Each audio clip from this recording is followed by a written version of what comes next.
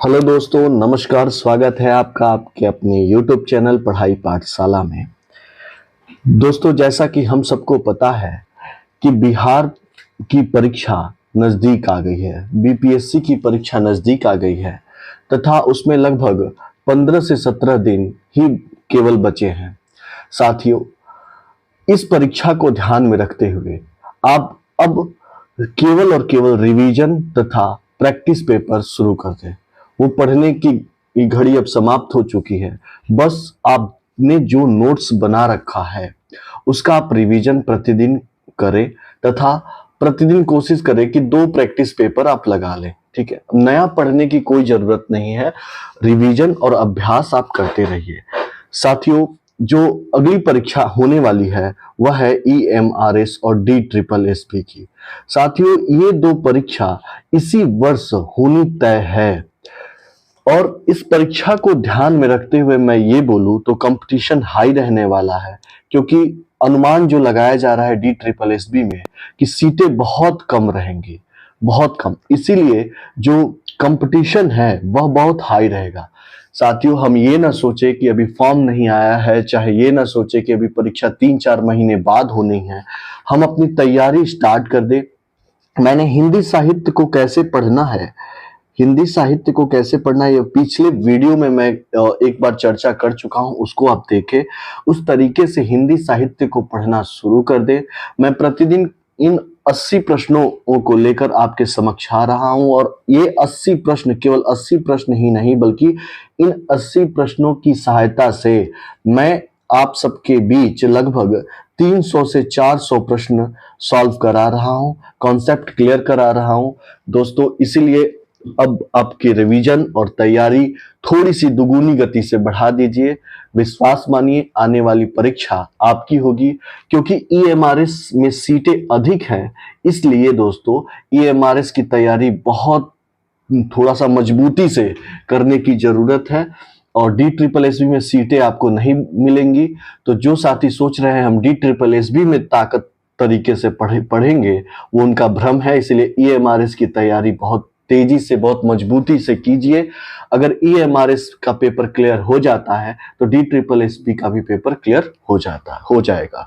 साथियों, अब सेशन को आगे बढ़ाते हैं। आज प्रैक्टिस सेट का यह तीसरा दिन है, तीसरा प्रैक्टिस सेट है। उससे पहले हम देखें तो मैंने एक माइंड मैप बनाया है आप लोग के बीच। यह हिंदी साहित्य के पूरे खंड का, पूरा हिंदी साहित्य के सिलेबस का, जिसमें आदिकाल भी है, भक्ति काल भी है, रीति काल भी है, आधुनिक काल भी है, पत्रकारिता भी है और काव्य शास्त्र भी है। दोस्तों, आधुनिक काल की बात करें तो आधुनिक काल में आधुनिक काव्य, नाटक, उपन्यास, कहानी, निबंध, आलोचना और कथेतर गद्य आता है। कथेतर गद्य के अंतर्गत भी आत्मकथा, जीवनी, यात्रा साहित्य, रेखा चित्र और संस्मरण, रिपोर्टाज, पत्र साहित्य, डायरी, ये सब चीजें आती हैं। उसके बाद पत्रकारिता और काव्य शास्त्र। साथ ही जो आदिकाल का समय है 1050 से लेके 1375 माना गया है विक्रम संवत। भक्ति काल को 1375 से लेके 1700, रीति काल को 1700 से लेके 1900 तथा आधुनिक काल को 1900 से लेकर अब तक। तो इस तरह हिंदी साहित्य को कालखंडों में बांटा गया है। साथियों, जब आप तैयारी कर रहे हैं तो ये माइंड मैप अपने सामने रखें तथा इसी सिलेबस को हमें कंप्लीट करना है, यह सोच के जो मैंने पिछले वीडियो में बताई है कि कैसे पढ़ना है, उसको ध्यान में रखते हुए अपनी तैयारी शुरू करें। सफलता और नौकरी आपकी होगी। अब आइए हम प्रैक्टिस पेपर की शुरुआत करते हैं। आज तीसरा दिन है, तीसरा प्रैक्टिस सेट है, तो आइए हम शुरू करते हैं। जो पहला क्वेश्चन है दोस्तों, इसमें पहला क्वेश्चन है कि रेल का विकट खेल नाटक के रचनाकार हैं। रेल का विकट खेल जो नाटक है उसके रचनाकार कौन है? क्या यह भारतेंदु है? क्या यह प्रताप नारायण मिश्र है? क्या यह बालकृष्ण भट्ट है? क्या यह प्रेमघन है? इनमें से ये सही उत्तर कौन सा है? तो देखिए साथियों, एक रचनाकार हुए बालकृष्ण भट्ट। ठीक है, बालकृष्ण भट्ट। बाल कृष्ण भट्ट का जो जन्म होता है 1844 में होता है और इनका जन्म प्रयागराज में होता है। प्रयागराज, और प्रयागराज कहाँ है? यूपी में।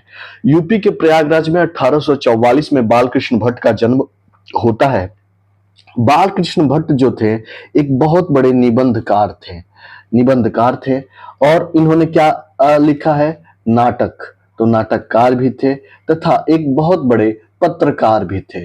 एक एक चीज को बहुत डीपली तरीके से आप सब देखते चले। मैं कोशिश करूंगा कि आपको बहुत विस्तृत तरीके से एक एक चीज की समझ देते चलूं। तो बाल कृष्ण भट्ट एक निबंधकार भी थे, नाटककार भी थे, पत्रकार भी थे। इनका जन्म 1844 में प्रयागराज यूपी में हुआ था दोस्तों। अब यह प्रश्न हमारे सामने उठता है कि ये जो बाल कृष्ण भट्ट है ये किस काल के एक कवि हैं? तो बाल कृष्ण भट्ट जो हैं यह आधुनिक काल, किसके? आधुनिक काल। अब आधुनिक काल में भी यह भारतेंदु युग के रचनाकार थे। अब इनकी बाल कृष्ण भट्ट की एक पत्रिका निकलती है जो बहुत इंपॉर्टेंट पत्रिका किसी भी परीक्षा के लिए है, वह है हिंदी प्रदीप। हिंदी प्रदीप यह क्या है? एक मासिक पत्रिका है। मासिक पत्रिका, यह एक मासिक पत्रिका है। क्या? कौन सी? हिंदी प्रदीप। तो वो साथियों जो हिंदी प्रदीप है यह एक मासिक पत्रिका है जो बाल कृष्ण भट्ट के द्वारा निकाली जाती है। तथा बाल कृष्ण भट्ट के बारे में अन्य मैं बातें कहूं तो बाल कृष्ण भट्ट हिंदी वाहिनी सभा की स्थापना इन्होंने की है। किसकी की है? हिंदी वाहिनी सभा की स्थापना इन्होंने 1933 संवत में किया था। 1933 संवत में हिंदी वाहिनी सभा की स्थापना बालकृष्ण भट्ट ने की। अब इनके बारे में अन्य थोड़ी सी जानकारी ले ले जो बहुत इंपॉर्टेंट है, ये सब आप नोट करते चलेंगे साथियों कि इनका जो निबंध है, निबंध कौन सा है? एक निबंध है साहित्य सुमन, ठीक है। दूसरा निबंध जो है इनका वह है भट्ट निबंध माला। क्या है? भट्ट निबंध माला। और तीसरा बहुत इंपॉर्टेंट प्रश्न बनता है, आत्मनिर्भरता किसका निबंध है? तो 1893 में इन्होंने आत्मनिर्भरता नाम से एक निबंध लिखा। इनका एक उपन्यास है दोस्तों जो बहुत इंपॉर्टेंट है, नूतन ब्रह्मचारी। नूतन ब्रह्मचारी इनका एक उपन्यास है जो बहुत इंपॉर्टेंट है, हर परीक्षा में पूछा जाता है दोस्तों। तो इसका सही उत्तर हम क्या था? रेल का विकट खेल बालकृष्ण भट्ट। रेल का विकट खेल बालकृष्ण भट्ट। चलिए हम अगले प्रश्न की ओर चलते हैं। अगला प्रश्न है दोस्तों कि भ्रमर गीत परंपरा में भंवर गीत की रचना की है। किसने की है भंवर गीत की रचना? तो क्या नंददास, क्या सूरदास, क्या रत्नाकर या ब्रजवासी दास? तो दोस्तों इसका सही उत्तर जो है वह है नंददास, ठीक है। भंवर गीत की ये जो रचना की है उन्होंने नंददास ने की है, जबकि यह सूरदास ने भ्रमर गीत की रचना की। सूरदास ने भ्रमर गीत की रचना की है। तथा ये रत्नाकर जो है इन्होंने उद्धव शतक की रचना की। तथा ब्रजवासी दास जो हैं ब्रज विलास। हम सभी विकल्पों पर भी बात करेंगे क्योंकि जो प्रश्न पूछा जाता है उसके विकल्प बहुत ही महत्वपूर्ण होते हैं। तो क्या पता हमें परीक्षा में वही मिल जाए। तो ब्रज विलास ब्रजवासी दास ने भ्रमर गीत, सूरदास ने नंददास ने भंवर गीत, रत्नाकर ने उद्धव शतक लिखा। अब साथियों थोड़ा सा हम नंददास के बारे में भी जाने क्योंकि नंददास बहुत महत्वपूर्ण है। जो नंददास हैं यह अष्टछाप के कवि हैं। अष्टछाप के कवि हैं। बहुत इंपॉर्टेंट है अष्टछाप। अष्टछाप से आपको एक प्रश्न तो निश्चित ही मिलेगा। अब अष्टछाप की स्थापना किसने की? तो अष्टछाप की जो स्थापना है विट्ठलनाथ ने की। वल्लभाचार्य के शिष्य थे विट्ठलनाथ, पुत्र थे विट्ठलनाथ, उन्होंने की। अष्टछाप में कितने कवि? 8 कवि को लेकर अष्टछाप की स्थापना की गई है। जो पहले कवि है वह है कुंभन दास। जो दूसरे कवि हैं वह है सूरदास। तीसरे कवि हैं परमानंद दास। चौथे कवि हैं एक कृष्णदास। साथियों उसके 4 कवि जो हैं वह है वल्लभाचार्य के शिष्य हैं। पांचवा कवि जो इसमें है गोविंद स्वामी, गोविंद स्वामी। छठा नंददास, सातवां चित्त स्वामी और आठवां चतुर्भुज दास। ये सभी जो है 5 से लेके 8 तक यह है विठल नाथ के शिष्य है। तो दोस्तों अष्टछाप के बारे में मैंने बताया, अष्टछाप के 8 कवियों के बारे में बताया। नंददास अष्टछाप के कवि हैं जिन्होंने भंवर गीत की रचना की है। तो अष्टछाप के बारे में भी हम लोगों ने जाना, जो बहुत इंपॉर्टेंट है, परीक्षा में आपको जरूर देखने के। देखो दोस्तों, तुलसीदास से प्रश्न आपको दिखेंगे, अष्टछाप से प्रश्न दिखेंगे, सूरदास से प्रश्न दिखेंगे। अगले प्रश्न पर हम आए तो सुजान सागर के लेखक हैं दोस्तों। जो तीसरा प्रश्न है सुजान सागर, उसका सीधा सा उत्तर मैंने कल भी बताया था, घनानंद। आप पिछले 2 प्रैक्टिस पेपर मैंने सॉल्व करा दिया है दोस्तों, उसको देखें, वह आपके लिए बहुत लाभदायक होगा। प्रतिदिन प्रैक्टिस पेपर का अभ्यास करें, देखें, और मैं कोशिश यही करता हूं कि आपको अलग से नोट ना करना पड़े, अलग से लिखना ना पड़े, देखना ना पड़े। इतनी बार मैं रिपीट कर दूंगा कि आपको चीजें एक वीडियोस की सहायता से ही क्लियर हो जाएंगी। तो सुजान सागर की रचनाकार घनानंद है। इनकी जो अन्य रचनाएं हैं दोस्तों, बहुत इंपॉर्टेंट रचनाएं, वह है विरह लीला, विरह लीला। दूसरी रचना है कोकसार, दूसरी रचना कोकसार। तीसरी रस केली बल्ली, रस केली बल्ली। चौथा, ये यूपी टीजीटी में पूछा था, कृपा कांड, कृपा कांड। तो घनानंद रीति काल के बहुत महत्वपूर्ण कवि हैं, रीति मुक्त कवि हैं। इनका जो जन्म होता है दोस्तों 1689 में, 1689 में इनका जन्म होता है। यह दिल्ली के मुगल बादशाह मोहम्मद शाह रंगीले के दरबार में रहते थे।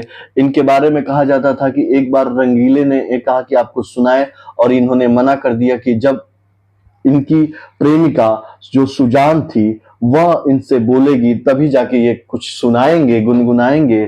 तो सुजान रंगीले के दरबार में एक नर्तकी थी जो नृत्य किया करती थी।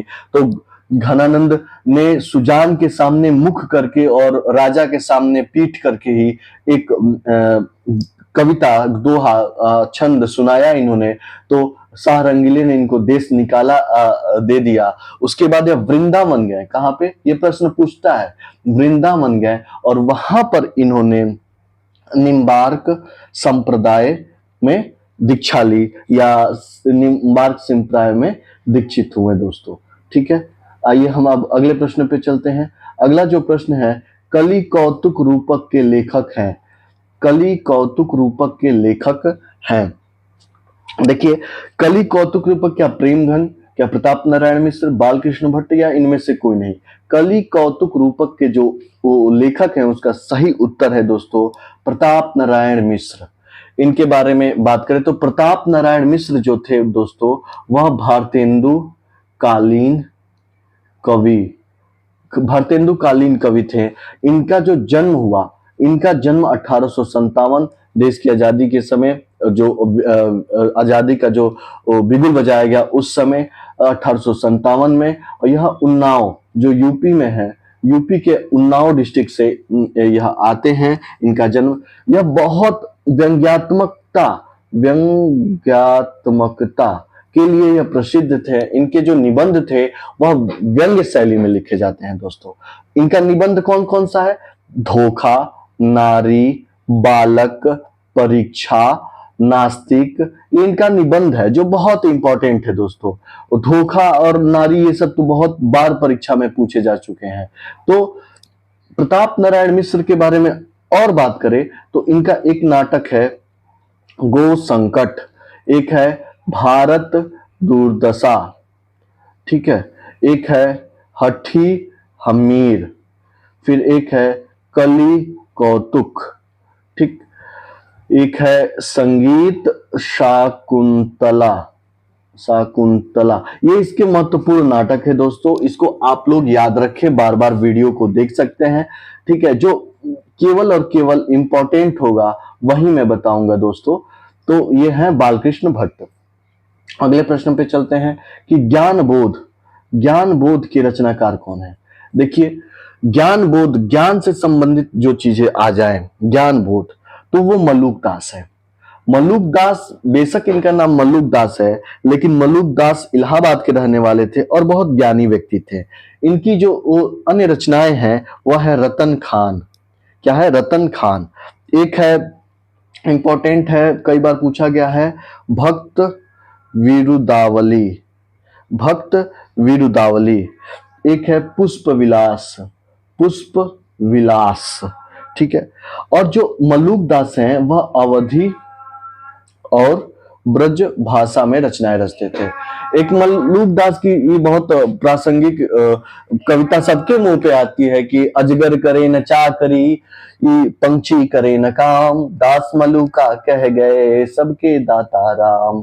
तो जिनको पढ़ने से बचना है वह इस पंक्ति का सहारा ले सकता है।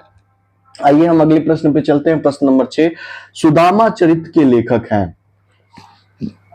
देखिए दोस्तों, सूरदास, नंददास, रत्नाकर या इनमें से कोई नहीं। जो सुदामा चरित्र रचना है इसका जो सही उत्तर है नंददास। नंददास इसका सही उत्तर है।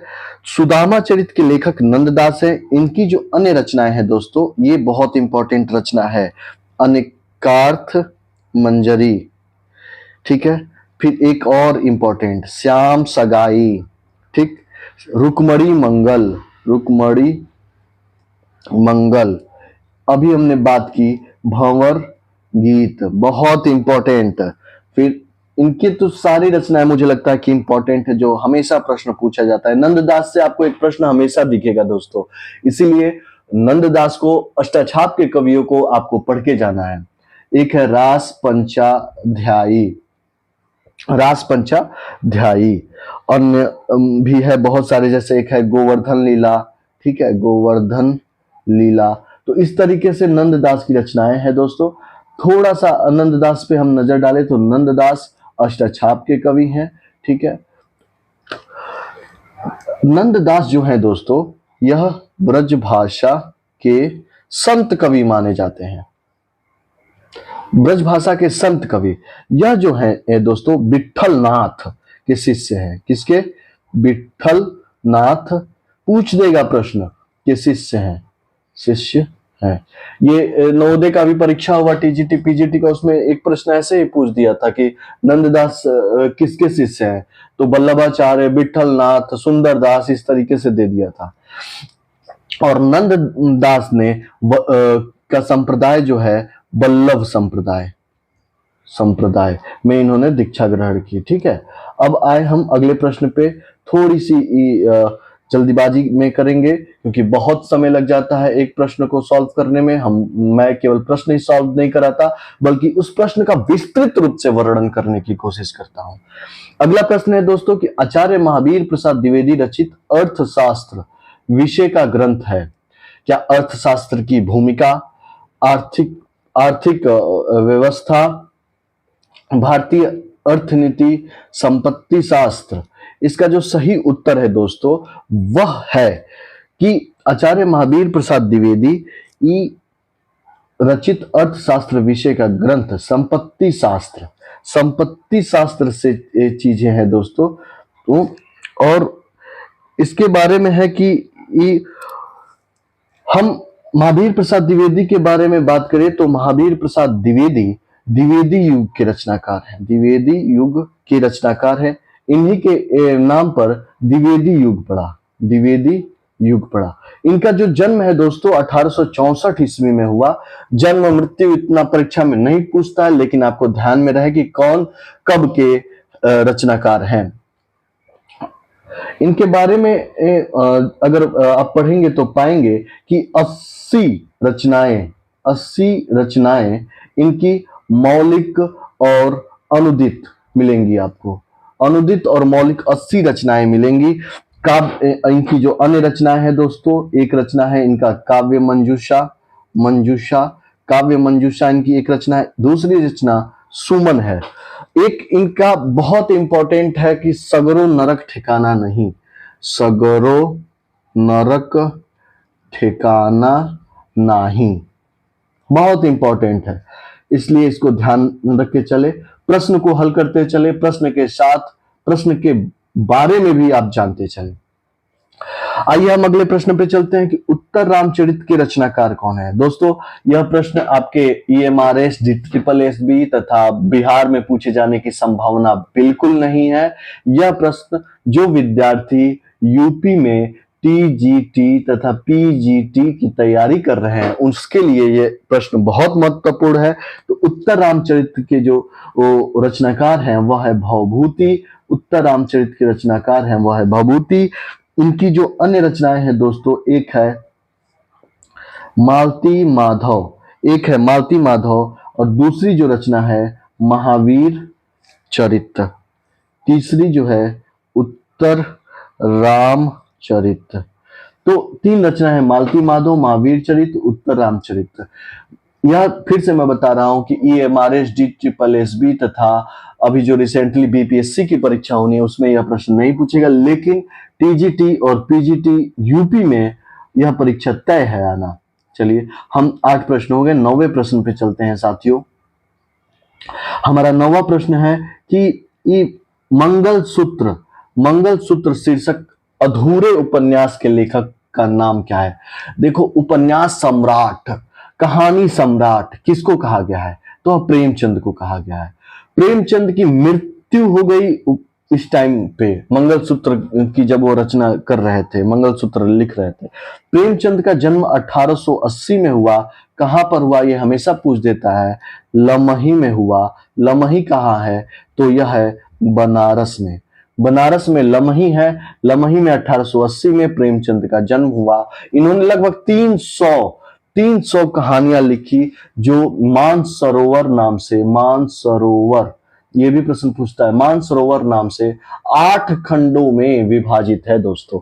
और प्रेमचंद का ही यह अंतिम उपन्यास जो है इनका गोदान है। गोदान कब लिखा था उन्होंने, 1936 में। और मंगलसूत्र एक अधूरा उपन्यास है इनका। आइए हम थोड़ा सा और इनके बारे में जाने कि इन्होंने, इनकी जो महत्वपूर्ण रचनाएं हैं वो कौन कौन सी है। देखिए इनकी महत्वपूर्ण रचना एक है सेवा सदन, 1918 में आया था। प्रेमाश्रय 1922 में आया था। रंगभूमि 1925 में। कायाकल्प जो है 1926 में। फिर आया निर्मला 1927 में। फिर गबन 1931 में। कर्मभूमि 1933 में। और गोदान 1936 में। ये इनके महत्वपूर्ण उपन्यास है। किसी दिन मैं इसके ट्रिक भी बताऊंगा दोस्तों कि इसको याद कैसे करना है। चलिए हम अब अगले प्रश्न पे, अगले क्वेश्चन पे चलते हैं।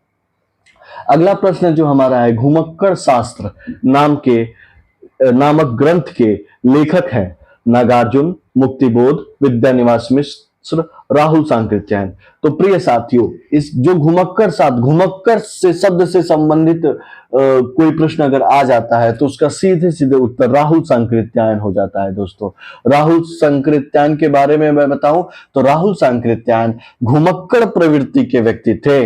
इनका जन्म 1893 में हुआ था। राहुल सांकृत्यायन को किस चीज की उपाधि दी गई थी, तो महापंडित की उपाधि, महापंडित के नाम से इनको जाना जाता था। महापंडित की उपाधि इनको दी गई थी दोस्तों। आइए हम थोड़ा बहुत और इनके बारे में जानकारी ले, क्योंकि ये बहुत महत्वपूर्ण रचनाकार है। राहुल सांकृत्यायन की जो कहानी है, एक कहानी है सप्तमी के बच्चे, दूसरी कहानी है बोलगा से गंगा, मोस्ट इंपॉर्टेंट, कनैल की कथा, ये इनकी महत्वपूर्ण कहानियां हैं। इनकी अगर उपन्यास के बारे में बात करें, उपन्यास के बारे में, तो एक उपन्यास है सिंह सेनापति। कौन सा, सिंह सेनापति, जय योधेय, ठीक है। ये इनके महत्वपूर्ण उपन्यास है। इनके कहानी सप्तमी के बच्चे, बोलगा से गंगा है। और एक चीज और इनके बारे में जाने, यात्रा साहित्य के बारे में, तो किन्नर देश में दोस्तों आपने पढ़ाई कर रखी है, रिवीजन भी करना है तो आप इस वीडियो की मदद से रिवीजन कर सकते हैं। चीन में क्या देखा, एक अन्य यात्रा साहित्य है मेरी लद्दाख यात्रा, मेरी लद्दाख यात्रा। अगला है मेरी तिब्बत यात्रा। यह इनके महत्वपूर्ण कहानी थे, महत्वपूर्ण उपन्यास, महत्वपूर्ण यात्रा साहित्य है। राहुल सांकृत्यायन बहुत महत्वपूर्ण कवि हैं, रचनाकार हैं। हम अब अगले प्रश्न पे आते हैं कि वॉरेन हेस्टिंग के का सांड किसकी रचना है? वॉरेन हेस्टिंग का सांड किसकी रचना है? शीर्षक कहानी के लेखक कौन है? स्वयं प्रकाश, अरूढ़ प्रकाश, उदय प्रकाश, इनमें से कोई नहीं। तो प्रिय साथियों, जो वॉरेन हेस्टिंग का जो रचना है, जो कहानी है, वह है उदय प्रकाश की। किसकी? उदय प्रकाश की। ठीक है, उदय प्रकाश। उदय प्रकाश की हम अन्य रचनाओं के भी बारे में बात करेंगे। तो सुनो कारीगर, इनकी एक रचना है सुनो कारीगर। सुनो कारीगर। एक है बहुत इंपॉर्टेंट अबूतर कबूतर। अबूतर कबूतर। रात में हारमोनियम कविता है, रात में हारमोनियम एक कविता है। एक है एक भाषा हुआ करती थी, एक भाषा हुआ करती थी। इसको आप रिवीजन रखिए, नहीं लिख रहे हैं फिर भी आप इतनी बार मैं रिपीट कर दूंगा कि आपको याद हो जाएगा। अब आइए अगले पे कि इनके बारे में अन्य क्या चीज है। एक इनकी रचना है दोस्तों कि दरियाई घोड़ा। क्या है? दरियाई घोड़ा। दरियाई घोड़ा। एक है तिरीच, बहुत इंपॉर्टेंट, दत्तात्रेय का दुख। दत्तात्रेय का दुख। एक बहुत इंपॉर्टेंट है पाल गोमरा का स्कूटर। पाल गोमरा का स्कूटर। एक बहुत इंपॉर्टेंट है, शायद ये उपन्यास है, पीली छतरी वाली लड़की। ये इनका उपन्यास है दोस्तों। तो हमने बात किया उदय प्रकाश पे। उदय प्रकाश अभी जीवित हैं दोस्तों, और बहुत बड़े रचनाकार हैं, व्यंग्यकार हैं दोस्तों। आए अब हम अगले प्रश्न पे चले कि इनमें से किस ग्रंथ में लेखक रामविलास शर्मा है? किस ग्रंथ के लेखक रामविलास शर्मा है? पहला, हिंदी साहित्य की भूमिका। दूसरा, निराला आत्महंता आस्था। तीसरा, मध्यकालीन बोध का स्वरूप। चौथा, भारत में अंग्रेजी राज और मार्क्सवाद। तो दोस्तों जो इसका सही उत्तर है कि भारत में अंग्रेजी राज और मार्क्सवाद। भारत में अंग्रेजी राज और मार्क्सवाद इसका सही उत्तर है, जो रामविलास शर्मा की रचना है। इनकी अन्य रचनाओं के बारे में जो महत्वपूर्ण है, प्रगति और परंपरा। प्रगति और परंपरा। दूसरा है प्रगतिशील साहित्य की समस्याएं। प्रगतिशील साहित्य की समस्याएं। उसके बाद भाषा साहित्य और संस्कृति। भाषा साहित्य और संस्कृति इनकी महत्वपूर्ण रचनाएं हैं। एक रचना है आचार्य रामचंद्र शुक्ल और हिंदी आलोचना। फिर एक प्रेमचंद और उनका युग, भारतेंदु युग, भाषा और समाज, महावीर प्रसाद द्विवेदी और हिंदी नवजागरण। इनकी किसकी? रामविलास शर्मा की महत्वपूर्ण रचनाएं हैं, जो हमेशा प्रश्न में पूछे जाते हैं दोस्तों। अब आइए हम एक दो और चीजें जाने कि ये जो रचनाएं हिंदी साहित्य की भूमिका, हिंदी साहित्य की भूमिका और मध्यकालीन बोध का स्वरूप, ये किसकी है? तो ये जो दो रचनाएं हैं वह है किसकी? हजारी प्रसाद द्विवेदी, HPD, हजारी प्रसाद द्विवेदी की हिंदी साहित्य की भूमिका और मध्यकालीन बोध का स्वरूप है। आए अब हम अगले प्रश्न पे चलते हैं साथियों। दूसरी परंपरा की खोज के लेखक कौन है? दूसरी परंपरा की खोज के लेखक नामवर सिंह है। ठीक है, नामवर सिंह है। यह मार्क्सवादी रचनाकार है, मार्क्सवाद के समर्थक वाले रचनाकार है, लेकिन कभी भी रामविलास शर्मा की तरह मार्क्सवाद की आलोचक नहीं हुए। रामविलास शर्मा मार्क्सवादी आलोचक थे, लेकिन उन्होंने मार्क्सवादी आलोचक कभी कभी मार्क्सवादी आलोचना नहीं की थी, लेकिन यह मार्क्सवादी आलोचक थे। इनकी जो अन्य रचना है, कहानी और नई कहानी।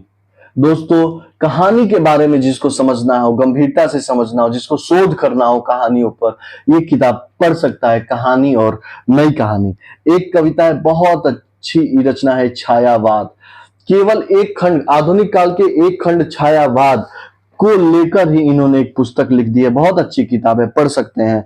कविता के नए प्रतिमान, कविता के नए प्रतिमान, कविता के बारे में समझ विकसित करनी हो तो इसको पढ़ सकते हैं। फिर एक कविता, एक रचना है इनकी, इतिहास और आलोचना, इतिहास और आलोचना। ये इनकी महत्वपूर्ण रचना है दोस्तों, जो आप पढ़ सकते हैं, जो आपको मददगार सिद्ध होगी। बसंत आ गया पर कोई उत्कंठा नहीं, शीर्षक निबंध के लेखक कौन है? तो बसंत आ गया पर कोई उत्कंठा नहीं, क्या बाल मुकुंद गुप्त, प्रताप नारायण मिश्र, विद्यानिवास मिश्र, इनमें से कोई नहीं? तो दोस्तों इसका जो सही उत्तर होगा वह है विद्यानिवास मिश्र।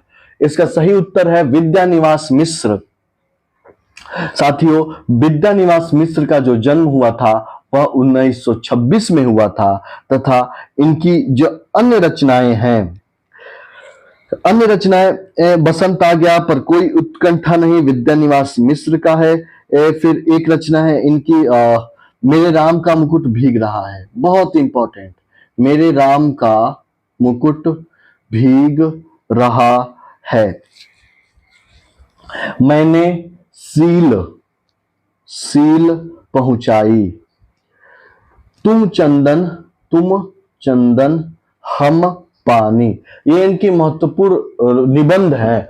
विद्यानिवास मिश्र के बारे में बताऊं तो विद्यानिवास मिश्र का जन्म 1926 में, यह निबंध के कारण ही जान, कुछ एक निबंध लिखकर ही इन्होंने बहुत बड़ी साहित्य के जगत में ख्याति प्राप्त की, जिसमें से एक बसंत आ गया पर कोई उत्कंठा नहीं, मेरे राम का मुकुट भीग रहा है, मैंने सील पहुंचाई, तुम चंदन हम पानी नाम से इन्होंने निबंध लिखा। और आइए हम अब अगले प्रश्न पे चलते हैं। हंस पत्रिका के संस्थापक का नाम है दोस्तों, हंस पत्रिका के संस्थापक का क्या नाम है? हंस पत्रिका के संस्थापक का नाम प्रेमचंद है। यह कल भी प्रश्न आया था।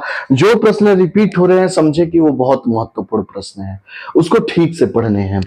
हंस पत्रिका के संस्थापक हैं प्रेमचंद। प्रेमचंद का जन्म 1880 में लमही बनारस में हुआ था। प्रेमचंद ने ही क्या लिखा? गोदान 1936। इनका मंगल सूत्र जो उपन्यास है वह अधूरा उपन्यास है।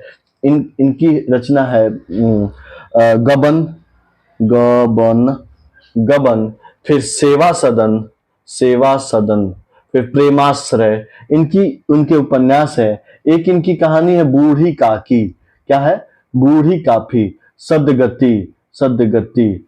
एक अंतिम कहानी माना जाता है कफन 1936, कफन। तो ये हमने प्रेमचंद के बारे में देखा, जो हंस पत्रिका के प्रथम संपादक या संस्थापक माने जाते हैं। अब आए हम 15 प्रश्न हो गए। अब आए हम अगले प्रश्न पे, 16वें प्रश्न पे की हम बात करें कि 16वां प्रश्न है क्या? 16वां प्रश्न है इंपॉर्टेंट, वेरी इंपॉर्टेंट। आवारा मसीहा के लेखक हैं। आवारा मसीहा क्या है दोस्तों? आवारा मसीहा एक आत्मकथा है जो बंगाल के बहुत बड़े रचनाकार हुए शरद चंद्र के जीवन पर लिखा गया। आवारा मसीहा किसने लिखा? विष्णु प्रभाकर ने। किसने लिखा दोस्तों? विष्णु प्रभाकर ने ये आवारा मसीहा की रचना की, जो शरद चंद्र के जीवनी है ये। आवारा मसीहा क्या है? एक जीवन पर लिखा है, शरद चंद्र के जीवन पर लिखा है, इसलिए जीवनी है। इनके विष्णु प्रभाकर ने एक रचना रची समाधि, जो बहुत इंपॉर्टेंट है, समाधि नाम से। फिर एक डॉक्टर युगे युगे क्रांति नाम से रचनाएं रची। बहुत इंपॉर्टेंट ये सब प्रश्न है दोस्तों, परीक्षा को सफल बनाने में आपकी मदद करेगा। देखिए तार सप्तक से फिर प्रश्न आ गया।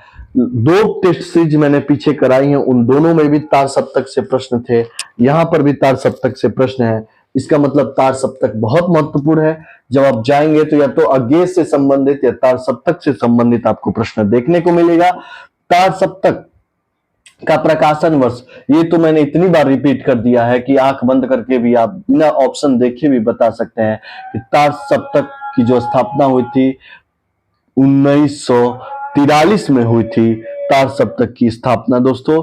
और हम तार सप्तक के बारे में और बात करें तो इसके जो जनक कहे जाते हैं, तात सप्तक के जो जनक कहे जाते हैं वह है अज्ञेय। तात सप्तक के जनक अज्ञेय कहा जाता है। और जो दूसरा सप्तक है, जो दूसरा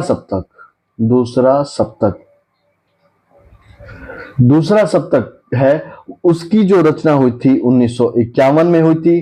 तीसरा सप्तक 1959 में, और चौथा सप्तक जो निकला था 1979 में निकला था साथियों। तो तार सप्तक अराग प्रणेगी भा, ये मैंने आपको बताया एक फार्मूला। दोस्तों इस फार्मूला की मदद से, इस ट्रिक की मदद से चाय के साथ इसको घोल के पी जाइए कि अराग प्रणेगी भा। क्या? अराग प्रणेगी भा। तो सप्तक के जो कवि हैं वह कौन कौन से हैं अगर यह पूछे तो अराग प्रणेगी भा अज्ञेय, रामविलास शर्मा, गजानन माधव मुक्तिबोध, प्रभाकर माचवे, नेमी चंद्र जैन, गिरजा कुमार माथुर और भारत भूषण अग्रवाल। तो तार सप्तक के जो रचनाकार हैं अराग प्रणेगी भाग से सभी को आप याद कर सकते हैं। इसको कहीं नोट कर ले, क्या? अराग प्रणेगी भा। इसी तरह जब जैसे जैसे प्रश्न आएंगे मैं चारों सप्तक का ट्रिक आपको बताऊंगा दोस्तों। चलिए अब हम अगले प्रश्न की तरफ चलते हैं। अगला प्रश्न क्या कहता है? अगला प्रश्न है हरी घास पर छड़भड़। हरी घास पर छड़भड़ यह किसकी रचना है? क्या दिनकर की है, क्या निराला की है, क्या अज्ञेय, या इनमें से कोई नहीं? तो दोस्तों यह जो रचना का सही उत्तर है वह है अज्ञेय। हरी घास पर छड़भड़ अज्ञेय। अज्ञेय का जो जन्म होता है 1911 में होता है, और जो इनका प्रथम काव्य संग्रह आता है वह आता है भग्न दूत। भग्न दूत के नाम से प्रथम काव्य संग्रह आता है। इनकी जो रचनाएं हैं हरी घास पर छड़बड़, फिर भग्नदूत, फिर चिंता, फिर इत्यलम, फिर इंद्रधनुष, रौदे हुए थे, अरि ओ करुणा प्रभा में, अरि ओ करु, क्योंकि मैं सन्नाटा जानता हूं, क्योंकि मैं उसे जानता हूं, यह अज्ञेय की रचना है। अज्ञेय तार सप्तक के जनक माने जाते हैं। तार सप्तक 1943 में आता है। तो इतना हमने अज्ञेय के बारे में बात किया दोस्तों। आइए हम अब अगले प्रश्न के बारे में चले। अगला जो प्रश्न है वह जयशंकर प्रसाद के अधूरे उपन्यास का नाम है। क्या वह मंगलसूत्र है, क्या वह तितली है, क्या वह इरावती है, या फिर कंकाल है? तो इसका सही उत्तर जो अपूर्ण या अधूरा जो उपन्यास था वह था इरावती। कौन सा? इरावती। इरावती जो जयशंकर प्रसाद का अधूरा उपन्यास। तितली और कंकाल भी जयशंकर प्रसाद की रचना है। मंगलसूत्र अपूर्ण उपन्यास है किसका? प्रेमचंद का अपूर्ण उपन्यास है। और तितली, कंकाल, इरावती जयशंकर प्रसाद की रचनाएं हैं। अब आए हम अगले प्रश्न पे चलते हैं। प्रश्न नंबर 20, इनमें से किस लंबी कविता के रचयिता मुक्तिबोध है?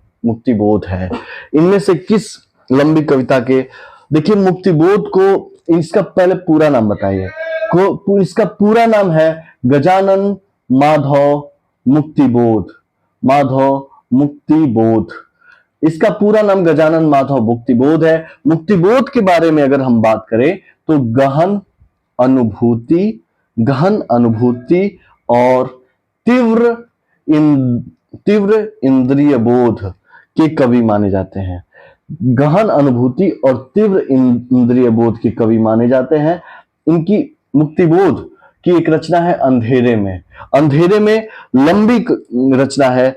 और इसका पहला प्रकाशन जो हुआ था कल्पना पत्रिका, बहुत इंपॉर्टेंट, कल्पना पत्रिका में 1964 में अंधेरे में नाम से नहीं हुआ था बल्कि आशंका के दीप नाम से हुआ था।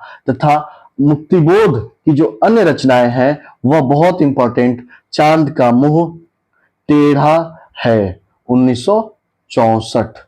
चांद का मुंह टेढ़ा है 1964 में आया था दोस्तों। एक अन्य रचना है इनकी भूरी भूरी खाक धूल लगभग 1980 की ये रचना है।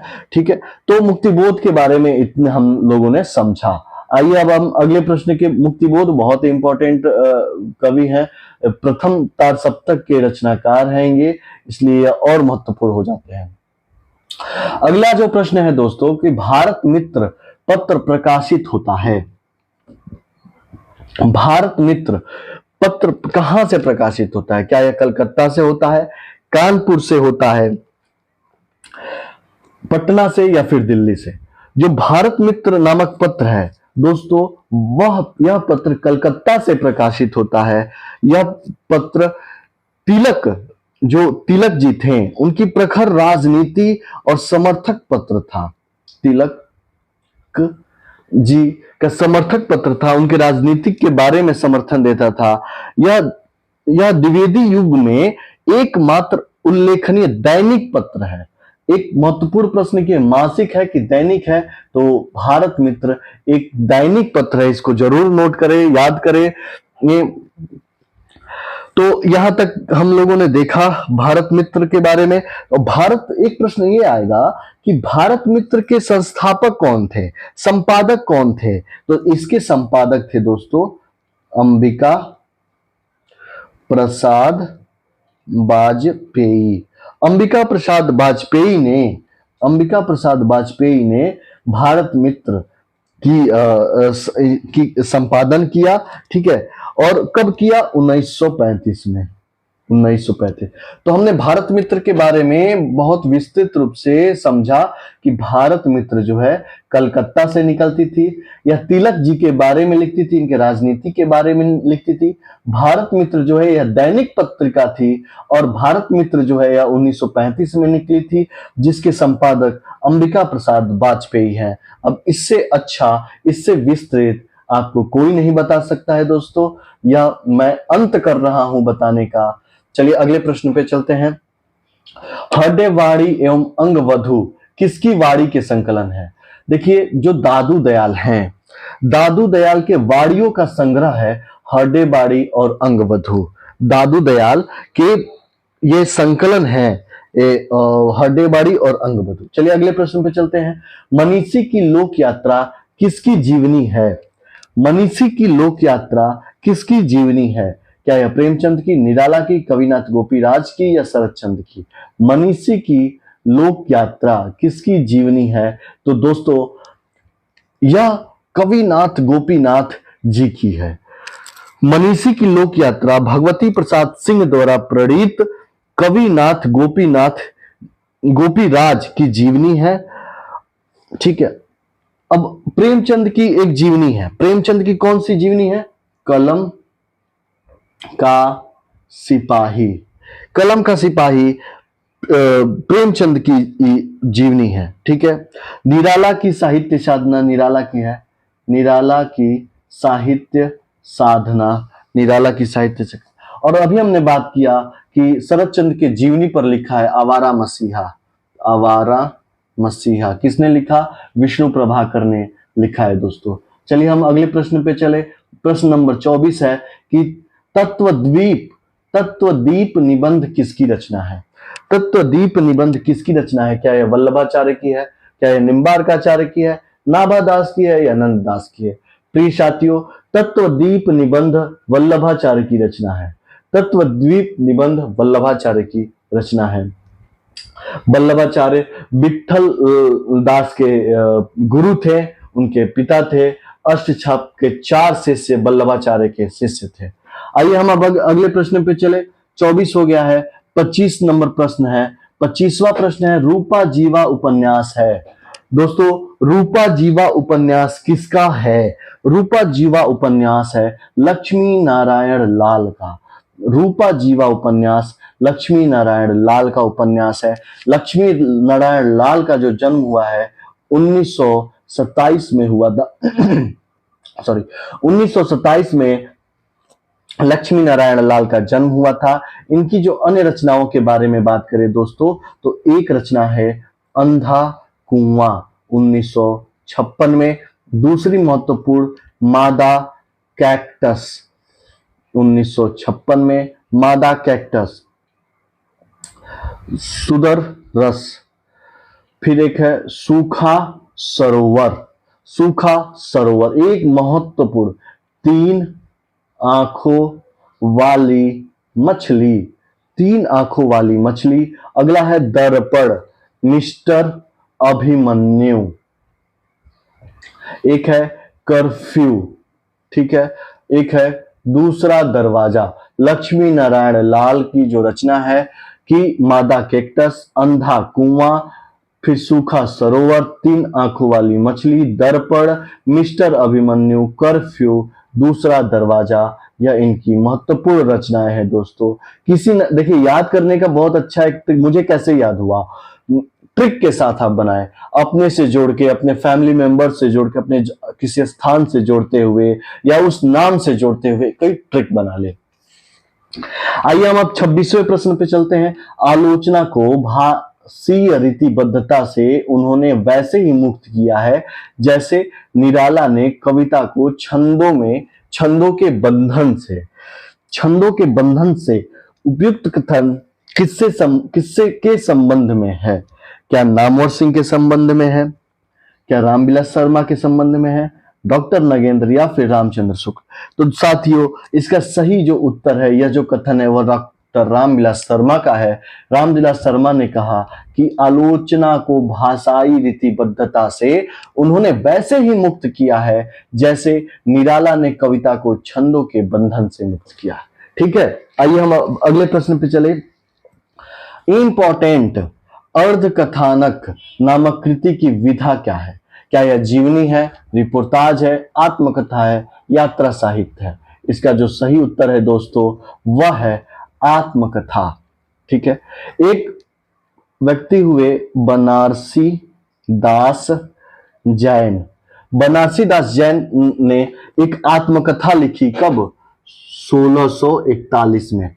1641 में किसमें? ब्रज भाषा में। इतना विस्तृत मैं बता रहा हूं दोस्तों, ये मैं पूरे एक एक क्वेश्चन का शोध करके लेकर आता हूं आपके पास कि परीक्षा की इसको अलग से आपको पढ़ने की जरूरत न पड़े, ये एक वीडियो मात्र ही आपके लिए काफी हो।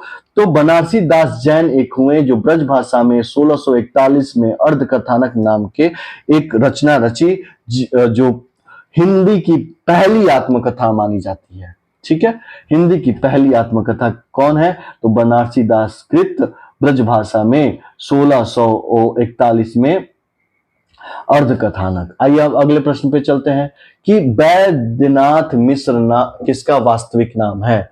तो साथियों जब आप नागार्जुन को पढ़ रहे होंगे तो नागार्जुन का पूरा नाम वैद्यनाथ मिश्र है।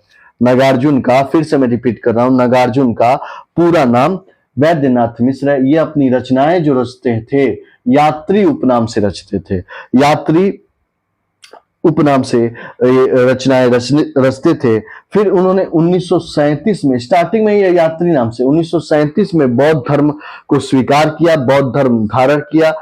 इन्होंने तब जाकर अपना नाम नागार्जुन रखा और फिर ये साहित्य सेवा करने लगे। मुक्तिबोध का पूरा नाम क्या है दोस्तों? गजानन माधव मुक्तिबोध। धूमिल का पूरा नाम क्या है? सुदामा पांडे धूमिल। ठीक है, आइए अब हम अगले प्रश्न पे चलते हैं। अगला प्रश्न है, तार सप्तक में संकलित कवियों को राहों का अन्वेषी कहा था? तार सप्तक में संकलित कवियों को राहों का अन्वेषी किसने कहा था? प्रभाकर माचवे, भारत भूषण अग्रवाल, अज्ञे या फिर मुक्तिबोध? किसने कहा था साथियों? तो इसका सही उत्तर है अज्ञे। अज्ञे तार सप्तक के जनक भी माने जाते हैं। इन्होंने राहों का अन्वेषी भी कहा है। 1943 में प्रथम सप्तक आता है जिसमें अज्ञे की महत्वपूर्ण भूमिका रहती है। इन्होंने भग्नदूत नामक एक रचना रची है। कितनी नावों में कितनी बार, पर इनको ज्ञानपीठ पुरस्कार भी मिला है दोस्तों। आगे आइए अगले प्रश्न पे चले। जैनेन्द्र का पहला कहानी संग्रह कब प्रकाशित हुआ? जब जैनेन्द्र को आप पढ़ेंगे तो आप पाएंगे कि जैनेन्द्र मनोविश्लेषणवादी रचनाकार हैं। मनोविश्लेषण जो फ्रॉयड के विचार से यह प्रभावित रचनाकार थे। तो जैनेन्द्र का पहला कहानी संग्रह 1929 में कौन सा? फांसी नामक कहानी प्रकाशित होती है। और जैनेन्द्र पर जैसा कि मैंने बताया कि फ्रायड के चेतन अचेतन सिद्धांत का प्रभाव दिखाई पड़ता है। ठीक है, आइए हम एक तीसरे प्रश्न पे चले कि निर्गुण संत कवियों में सर्वाधिक शास्त्रज्ञ एवं सुशिक्षित थे। यह बहुत इंपॉर्टेंट प्रश्न है दोस्तों, कई बार मैंने इस प्रश्न को किसी न किसी परीक्षा में पाया है। तो इसका सही उत्तर जो है वह है सुंदरदास। सही उत्तर है सुंदरदास। थोड़ा सा सुंदरदास के बारे में जाने, कितने जो विद्वान रचनाकार हैं, कौन है। तो भक्ति काल में, ठीक है, भक्ति काल में ज्ञानाश्रयी जो एक शाखा चली, ज्ञानाश्रयी शाखा के प्रमुख कवि है सुंदरदास। लगभग इन्होंने 42 रचनाएं रची थी। इनकी जो रचनाएं हैं ज्ञान समुद्र, सुंदर, विलास, सुख, समाधि, ठीक है, ये थे। और इनका जन्म जो हुआ था दोस्तों सुंदरदास का 1653 विक्रम संवत में इनका जन्म हुआ था। चलिए अब हम आगे बढ़ते हैं अगले प्रश्न पे। बहुत विस्तृत रूप से समझते हुए और बहुत अच्छे तरीके से आप देखते हुए आगे बढ़ रहे हैं कि भक्ति काल के किस कवि को जातीय कवि कहा जाता है। दोस्तों ये प्रश्न पिछले दिनों भी हमें मिला था। बहुत महत्वपूर्ण रचनाकार हैं ये तुलसीदास। तुलसीदास को जातीय कवि कहा गया है। अब तुलसीदास का जन्म कब हुआ था? तो 1532 ईस्वी में तुलसीदास का जन्म हुआ था। इनके पिता का नाम आत्माराम था और माता का नाम आत्माराम दुबे और माता का नाम हुलसी था। गुरु का नाम इनके था, गुरु का नाम नरहरयानंद। बहुत इंपॉर्टेंट है, गुरु का नाम नरहरयानंद था। ऐसा माना जाता है कि तुलसीदास जी को भगवान श्री राम ने साक्षात दर्शन दिया था।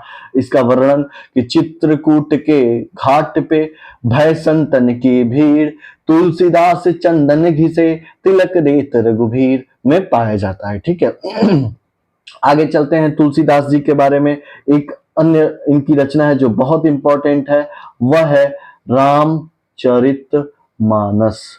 रामचरितमानस कब आया था? 1574 में। इसमें 7 कांड है दोस्तों कौन कौन सा? पहले आ जाएगा बाल कांड, फिर अयोध्या कांड, फिर किष्किंधा कांड, फिर सुंदर कांड, फिर लंका कांड, फिर उत्तर कांड। यह 7 कांड बहुत इंपॉर्टेंट है। आपके प्रश्न आपको देखने को मिलेंगे। यह रामचरितमानस को लिखने में 2 वर्ष 7 माह 26 दिन लगे थे साथियों। और रामचरितमानस का कहां से लिया गया था? तो इसका प्रभाव अध्यात्म रामायण से इसका प्रभाव पड़ा था साथियों। तो हमने देखा पूरे के पूरे रामचरितमानस। और तुलसी के बारे में एक चीज तुलसी के बारे में और बताऊं कि तुलसी केवल अवधी भाषा में नहीं लिखे थे बल्कि अवधी और ब्रज भाषा में भी रचनाएं रची थी। आइए अब हम आगे बढ़ते हैं अगले प्रश्न पे। अगला प्रश्न है भूषण को कवि भूषण की उपाधि किसने दी थी? भूषण को कवि भूषण की उपाधि किसने दी? शिवाजी, छत्रसाल, सोलंकी राजा रुद्र, इनमें से कोई नहीं। तो इसका सही उत्तर होगा दोस्तों सोलंकी राजा रुद्र। सोलंकी राजा रुद्र ने भूषण को कवि भूषण की उपाधि दी थी। कवि भूषण के बारे में हम बात करें तो वो कवि भूषण जो है साथियों वह रीतिबद्ध कवि। देखिए रीति काल में की 3 धाराएं, रीतिबद्ध की 3 धाराएं थी। एक था रीतिबद्ध, रीति सिद्ध, रीति मुक्त, मुक्त बद्ध रीति सिद्ध। तो यह रीतिबद्ध कवि थे भूषण, और जिनको कवि भूषण कहा जाता था। इनका जन्म 1613 में हुआ था। इनका जन्म 1613 में हुआ था साथियों। और विश्वनाथ प्रसाद मिश्र ने, बहुत इंपॉर्टेंट, विश्वनाथ प्रसाद मिश्र ने इनका नाम घनश्याम बताया था, घनश्याम। तथा अन्य कवियों ने इनका नाम गणपति चंद्र गुप्त के नाम से जाने जाते हैं। और इनके जो ग्रंथ है दोस्तों, इनके जो ग्रंथ हैं वह कौन कौन से हैं उसके बारे में थोड़ा बहुत हम देख ले, क्योंकि कवि भूषण बहुत ही इंपॉर्टेंट है। एक ग्रंथ है इनका शिवराज भूषण। क्या है? शिवराज भूषण। शिवराज भूषण एक जीवनी ग्रंथ है, जीवनी ग्रंथ है जिसमें 284 छंद तथा 105 अलंकार है। इनकी जो दूसरी रचना है दोस्तों शिवा बावनी, शिवा बावनी, शिवाजी के जीवन और उनके युद्धों का वर्णन है इसमें। जो इनकी तीसरी रचना है छत्रसाल दशक, छत्रसाल की वीरता का वर्णन इसमें है। तो शिवराज भूषण जिसमें 284 छंद 105 अलंकार है। शिवा बावनी शिवाजी के जीवन व उनके युद्धों का वर्णन है। छत्रसाल दशक छत्रसाल की वीरता का वर्णन है। तो हमने 33वें प्रश्न को, भूषण को बहुत विस्तृत रूप से समझा, पढ़ा। आइए हम आगे चलते हैं 34वें प्रश्न पे। 34वां जो प्रश्न है, आलोचना नामक प्रसिद्ध समीक्षा पत्रिका के संपादक हैं। आलोचना नामक प्रसिद्ध समीक्षा पत्रिका के संपादक कौन है दोस्तों? तो हम देखते चलेंगे। इसके विकल्प हैं, आलोचना नामक जो पत्रिका है उसके विकल्प हैं doctor Namvar Singh, doctor Nagendra, doctor Ramvilas Sharma, Acharya Nand Dulare Vajpeyi. तो इसका जो सही उत्तर है दोस्तों डॉक्टर नामवर सिंह। डॉक्टर नामवर सिंह ने रचना रची और इसके जो प्रथम संपादक थे वह शिवदान सिंह चौहान थे। कौन थे? शिवदान सिंह चौहान। और जो आलोचना नामक प्रसिद्ध समीक्षा पत्रिका डॉक्टर नामवर सिंह के संपादन में प्रकाशित होती थी। ठीक है, आइए अगले प्रश्न पे चले। हिंदी का सर्वप्रथम गीति नाट्य है। तो दोस्तों यह बहुत इंपॉर्टेंट प्रश्न है। यह जयशंकर प्रसाद की रचना है, एक करुणालय। करुणालय जो है यह हिंदी की सर्वप्रथम गीति नाट्य मानी जाती है। इनकी एक रचना है जयशंकर प्रसाद की कामायनी। कामायनी में 15 सर्ग हैं जो बहुत इंपॉर्टेंट, इसको याद जरूर करें आप। चिंता, आशा, श्रद्धा, काम, वासना, लज्जा, कर्म, ईर्ष्या, ईड़ा, स्वप्न, संघर्ष, निर्वेद, आनंद, इस तरीके से करके है ये। ठीक है, करुणालय जयशंकर प्रसाद की है। तितली, ईरावती, कंकाल इनके नाटक हैं दोस्तों। जयशंकर प्रसाद ने अन्य उपन्यास जयशंकर प्रसाद ने नाटक लिखे कौन कौन से? ध्रुव स्वामिनी, चंद्रगुप्त, स्कंदगुप्त नामक बहुत सारे इन्होंने नाटक लिखे दोस्तों। ठीक है, तो हमने जयशंकर प्रसाद को जाना। आइए हम आगे बढ़ते हैं। किसकी कविताएं स्वाधीनता भारत की इस्पाती दस्तावेज हैं? किसकी कविताएं तो इसका जो सही उत्तर है दोस्तों, इसका सही उत्तर है मुक्तिबोध। गजानन माधव मुक्तिबोध की कविताएं स्वाधीन भारत का इस्पाती दस्तावेज है। इनकी जो प्रमुख रचनाएं हैं, पहली बात तो देखिए, मुक्तिबोध जो है तार सप्तक के रचनाकार है। जो तार सप्तक के कवि हैं वो बहुत इंपॉर्टेंट है। तार सप्तक 1943 में निकला था। इसके जनक अज्ञेय माने जाते हैं। मुक्तिबोध की अन्य रचनाएं जो हैं, एक रचना है कामायनी, एक पुनर्विचार, फिर एक है चांद का मुंह टेढ़ा है, फिर एक विपात्र बहुत इंपॉर्टेंट, फिर सतह से उठता आदमी, बहुत इंपॉर्टेंट ये सब रचनाएं हैं दोस्तों। इसको आप या तो नोट करें, या तो लिखें, या तो बार बार वीडियो को सुने। बिना इस चीज को देखे आप परीक्षा कक्ष में न जाएं, क्योंकि मैं बहुत शोध करके, एक एक प्रश्न पे शोध करके कि जो परीक्षाएं हुई हैं अब तक, कहां से प्रश्न, किस टॉपिक से प्रश्न, किस कवि से कौन कौन से रचनाओं से प्रश्न उठाएगा, उन सब पे मैं देखते हुए ये सारा वीडियो तैयार कर रहा हूं। अगले प्रश्न पे है शारदिया के नाटककार। शारदिया के नाटककार क्या मोहन राकेश है, लक्ष्मी नारायण लाल है, जगदीश चंद्र माथुर है? तो दोस्तों शारदिया जो नाटक है उसके जो रचनाकार है जगदीश चंद्र माथुर जी हैं। जगदीश चंद्र माथुर जी हैं। इन्होंने अन्य रचनाएं लिखी। एक रचना लिखी कोरार्क, एक रचना लिखी पहला राजा, बहुत इंपॉर्टेंट। ये सभी नाटक लगभग ऐतिहासिक हैं, इतिहास पर आधारित है। तो शारदिया में जो है प्रेम और सृजन प्रक्रिया की समस्या उठाई गई है। प्रेम में क्या समस्या होती है, सृजन में क्या समस्या होती है, यह समस्या को उठाया गया है। आइए हम अगले प्रश्न पे चले। अगला जो प्रश्न है दोस्तों साथियों, आदिकाल का वीर काल नामकरण किसने दिया?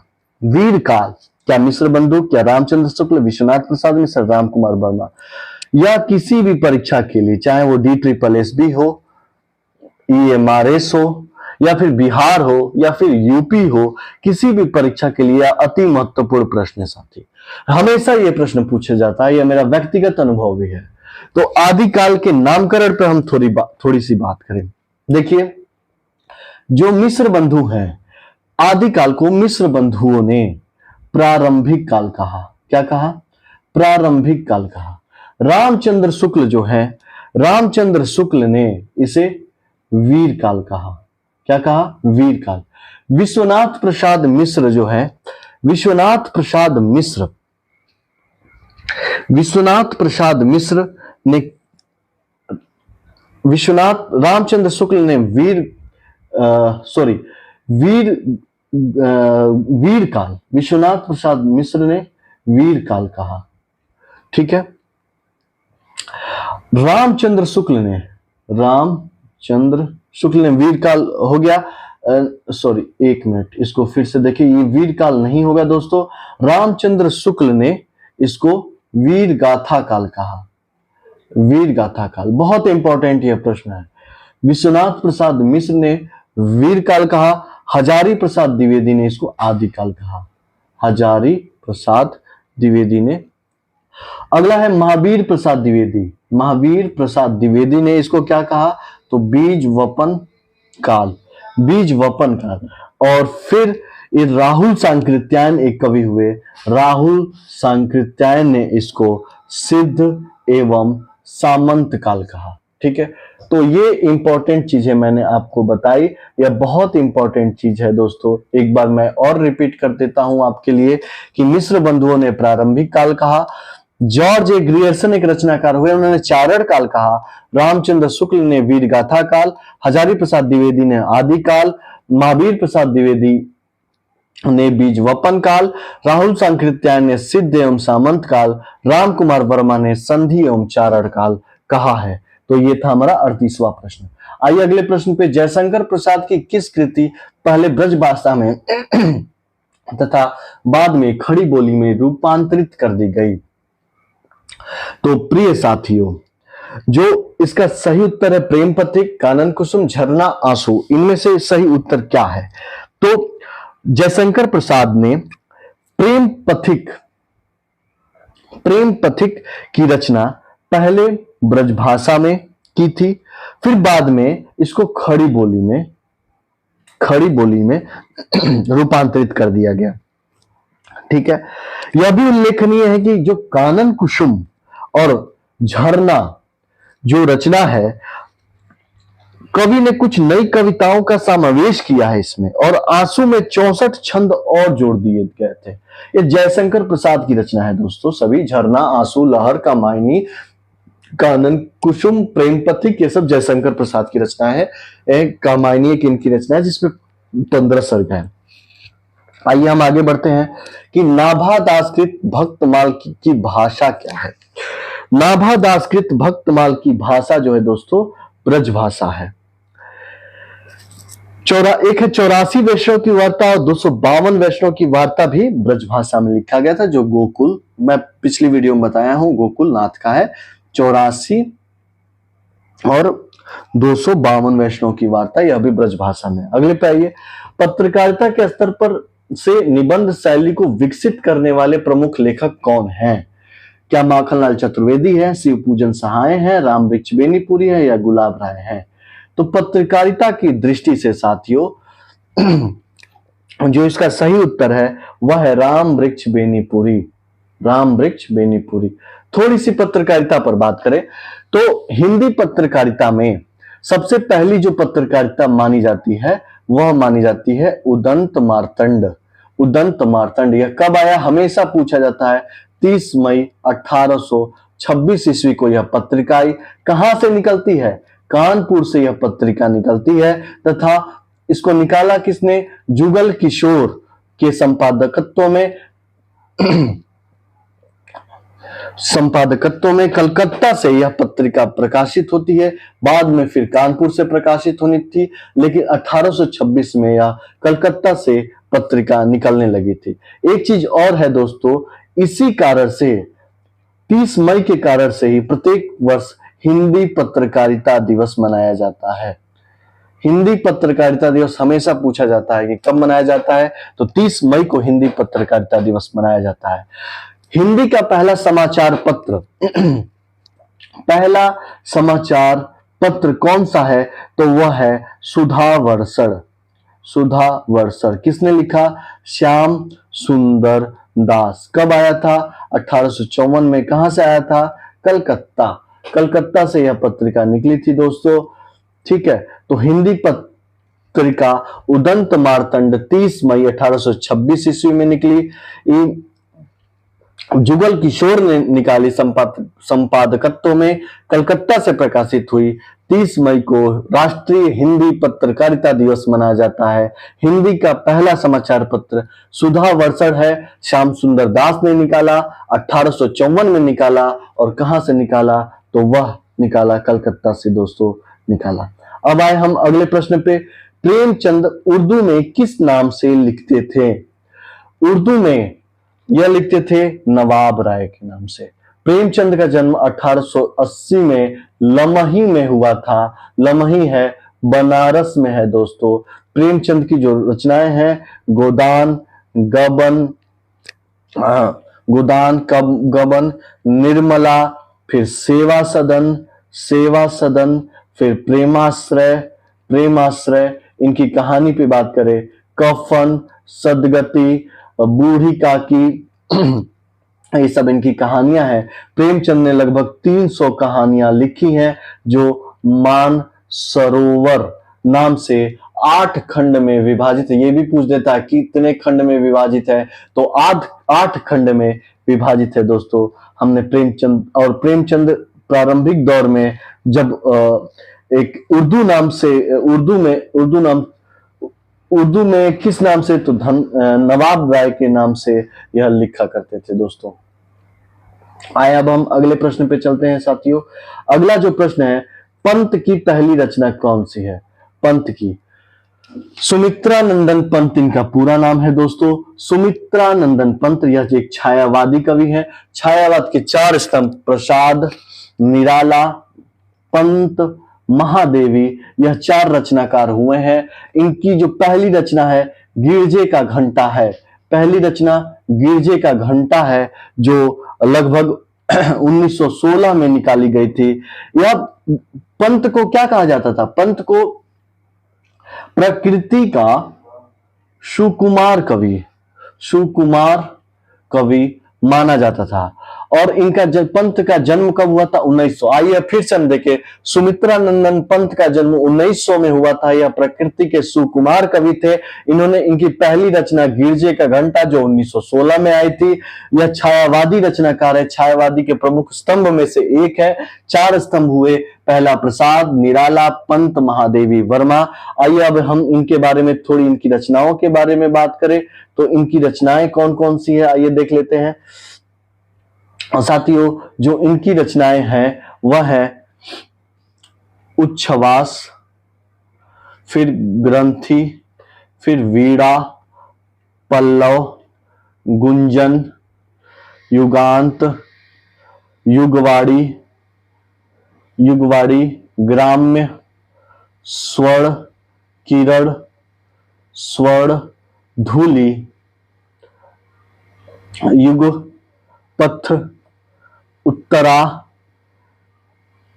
काला और बूढ़ा, चांद, अतिमा, लोकायतन, बहुत इंपॉर्टेंट, चिदंबरा।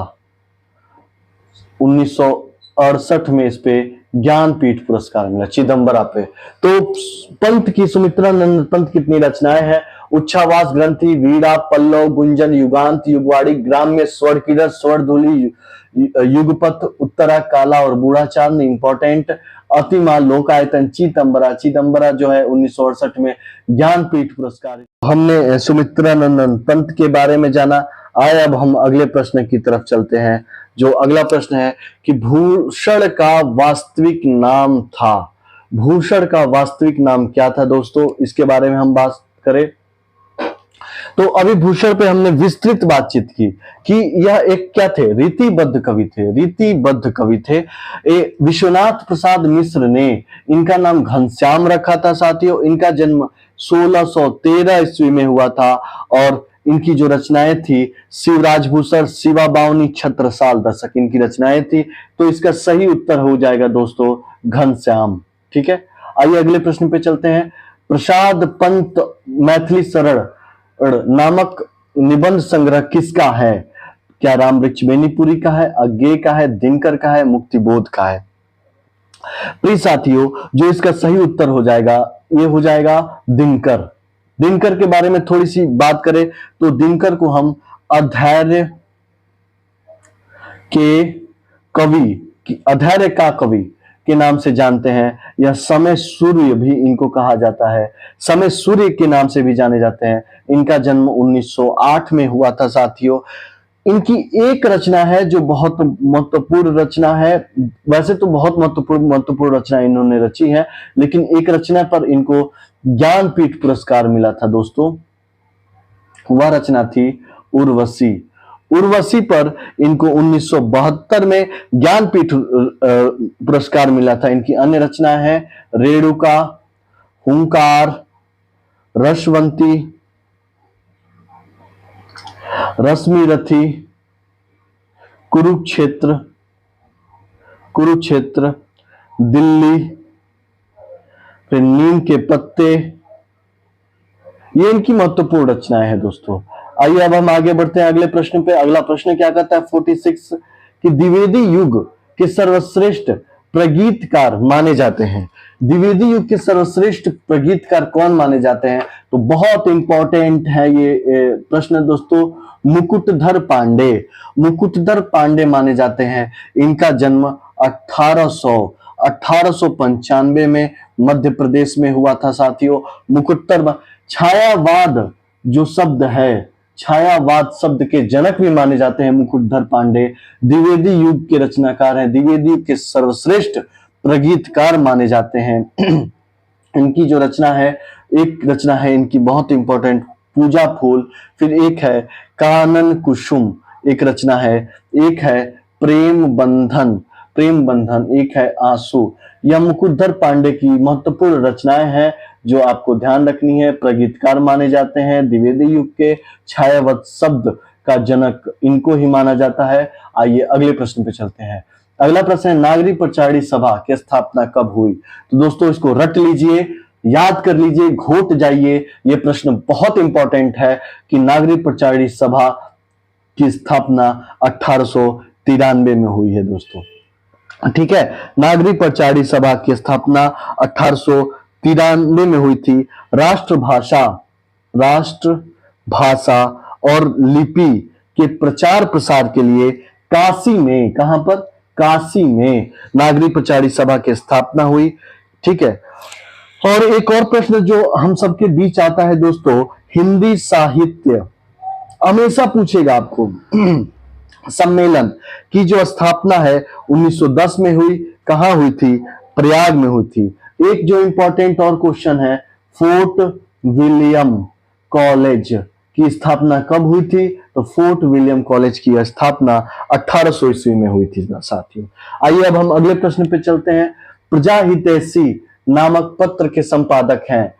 प्रजा का हितैषी नामक पत्र कौन है? शिव प्रसाद सितारे हिंद, राजा लक्ष्मण सिंह, मुंशी सदासुखलाल या फिर लल्लू लाल? तो इसका जो सही उत्तर हो जाएगा दोस्तों कि प्रजा हितैषी नामक पत्रिका के ये जो संपादक थे वह है राजा लक्ष्मण सिंह। राजा लक्ष्मण सिंह 1860 में आगरा से प्रजा हितैषी नामक एक पत्रिका इन्होंने निकालते हैं दोस्तों। बहुत इंपॉर्टेंट है, कहां से आता है? तो आगरा से। कब आता है? तो 1860 में। कौन निकालते हैं? तो राजा लक्ष्मण सिंह निकालते हैं। ठीक है, आइए अब हम अगले प्रश्न 49 पे चलते हैं। प्रेमचंद किस कृति को प्रतिबंधित किया गया? प्रेमचंद की किस देखिए कृति है इनको, इनकी सोजे वतन। सोजे वतन में यह देश के लिए, राष्ट्र के लिए बहुत अच्छी अच्छी रचनाएं लिखने लगते हैं, देश को समर्पित करने वाली रचनाएं लिखने लगते हैं। लेकिन वो दौर कुछ और था, तो इसलिए इनकी इस रचना को प्रतिबंधित कर दिया गया था, सोजे वतन को प्रतिबंधित कर दिया गया था। दोस्तों, प्रेमचंद के बारे में मैं कई बार बात कर लिया। 1880 में जन्म, लमही में, लमही कहाँ है, बनारस में इनकी रचना है। निर्मला भी इनकी रचना है, गबन भी इनकी रचना है और गोदान भी है, सेवा सदन भी है, प्रेमाश्रय भी है, बूढ़ी काकी नहीं, फिर कफन भी है, सदगति भी है। ये इनकी रचना है दोस्तों। ठीक है, आइए अगले प्रश्न पे हम चले। शिकार संबंधित रोचक निबंधों के रचनाकार कौन है? श्री राम वर्मा है, श्री राम शर्मा है, श्रीकांत वर्मा है, या फिर इनमें से कोई नहीं? प्रिय साथियों, यह जो 50वां प्रश्न है, इसका जो सही उत्तर है श्री राम वर्मा है। श्री राम शर्मा ने शिकार संबंधी रोचक निबंधों की रचना की, जिसमें साहसिक वृत्तांतों को, ग्रामीण पृष्ठभूमि, प्रकृति के ब्यौरेवार दृश्य चित्र और अछूते मानवीय जीवन के मर्मस्पर्शी आयामों को चित्रित किया है। तो इसका सही उत्तर हो जाएगा श्री राम शर्मा। आइए अगले प्रश्न, जो बहुत इंपॉर्टेंट प्रश्न है, इसके बारे में मैं थोड़ा विस्तृत बात करना पसंद करूंगा कि श्रृंगार काल कहा जाता है रीतिकाल को। किसने कहा है? किसने कहा? आइए हम बात करते हैं। तो श्रृंगार काल कहा है विश्वनाथ प्रसाद मिश्र ने। श्रृंगार काल विश्वनाथ प्रसाद मिश्र ने। रामचंद्र शुक्ल ने इसको रीतिकाल, जो सबने स्वीकार किया है, इसी नाम से जाना जाता है, रीतिकाल कहा है। अच्छा, मिश्र बंधुओं ने इसको अलंकृत काल कहा है, अलंकृत काल कहा है। और रमाशंकर शुक्ल रसाल ने इसको कला काल कहा है। एक और हुए जॉर्ज ग्रियर्सन इसे रीति काव्य कहा है। बहुत इंपॉर्टेंट है, आदिकाल का नामकरण और रीतिकाल का नामकरण बहुत इंपॉर्टेंट है। तो रीतिकाल नाम आचार्य रामचंद्र शुक्ल ने दिया, श्रृंगार काल नाम विश्वनाथ प्रसाद मिश्र ने दिया, मिश्र बंधुओं ने अलंकृत काल नाम दिया, रमाशंकर शुक्ल रसाल ने कला काल और जॉर्ज ग्रियर्सन ने रीति काव्य नाम दिया है। 50-51 प्रश्न हो गए। आइए अब हम 52वें प्रश्न पे चलते हैं साथियों। 52वां प्रश्न है कि भक्तिकालीन सूफी काव्य धारा की विशेषताओं के संदर्भ में निम्नलिखित में से एक विशेषता गलत है, उस गलत विशेषता को चुनिए। इस काव्य धारा के सभी कवि मुसलमान थे। इस काव्य धारा के सभी कवियों ने हिंदू प्रेमी प्रेमिकाओं की प्रेम कथा का काव्यात्मक चित्रण प्रस्तुत किया। इस काव्य धारा के कवियों ने अवधि एवं ब्रज में रचना की। इस काव्य धारा के कवियों ने सिर्फ और सिर्फ प्रबंध काव्य में ही लिखे। तो एक विशेषता जो गलत है वह है भक्तिकालीन सूफी प्रेमाख्यानों की भाषा अवध प्रांत की अवधी भाषा, दोहा चौपाई शैली में है। इस काव्य धारा के सभी कवि मुसलमान थे। ठीक है, सूफी प्रेमा काव्यों के रचयिताओं में हिंदू घरानों की प्रेम कथाओं को लेकर तदनुरूप चित्र प्रस्तुत किया गया है। ठीक है, प्रबंध कल्पना की दृष्टि से प्रायः सूफी प्रेमाख्यान काव्यों की एक रूपता व्याप्त है। तो जो गलत है इसमें यह है, हिंदी काव्य धारा के कवियों ने अवधी एवं ब्रज भाषा में रचनाएं की, यह गलत है। आइए अगले प्रश्न पे चलते हैं। तार सप्तक का संबंध किस काव्य धारा से है? दोस्तों, तार सप्तक तो 100 बार मैंने बता दिया, अब आपके जुबान पे आ गया होगा। तार सप्तक के जनक अज्ञेय माने जाते हैं। यह 1943 में आई थी। प्रयोगवाद काव्य धारा में ही तार सप्तक, यह तार सप्तक 4 निकला था। पहला तार सप्तक, दूसरा तार सप्तक, तीसरा तार सप्तक, चतुर्थ तार सप्तक। ठीक है, इस तरीके से ये निकला था। आइए हम अगले प्रश्न पे चले। आचार्य रामचंद्र शुक्ल ने किस कवि को कठिन काव्य का प्रेत कहा है? तो आचार्य रामचंद्र शुक्ल ने आचार्य केशव दास को बहुत इंपॉर्टेंट, केशव दास रीतिकाल के कवि हैं केशव दास को कठिन काव्य का प्रेत कहा है। तथा यह भी एक बात कहा है कि केशव दास को कवि हृदय नहीं मिला है। केशव दास को कवि हृदय नहीं मिला है। केशव दास का जो पूरा नाम था वे वेदांती मिश्र था। इनकी जो रचनाएं हैं रामचंद्रिका, रसिक प्रिया, कवि प्रिया, विज्ञान गीत है।